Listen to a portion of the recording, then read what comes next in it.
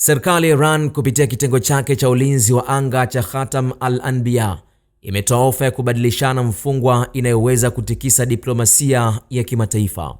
Msemaji wa kitengo hicho Ibrahim Zolfaghari ametangaza kuwa wanamshikilia rubani wa jeshi la Marekani na wapo tayari kumwachia iwapo tu matakwa yao yatatimizwa. Katika tamko lililoibua mjadala mzito, Zolfaghari amebainisha kuwa sharti la kipekee la kumwachilia rubani huyo ni kupewa uhuru wa wafungwa 10,000 wa Kipalestina wanaoshikiliwa magerezani.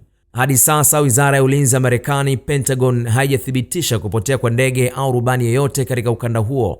Hatua hii inakuja wakati ambapo uhusiano kati ya Tehran na Washington ukiwa katika kiwango cha chini zaidi. Dai la kutaka wafungwa wa Kipalestina waachiliwe linaonekana ni mkakati wa Iran wa kujiweka kama mtetezi mkuu wa harakati za Palestina dhidi ya shinikizo la nchi za Magharibi.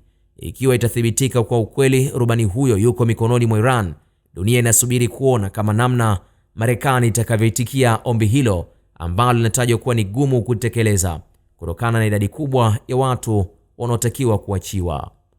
Khalid Omar, Kishki TV. Kishki TV, nuru ya dini yako.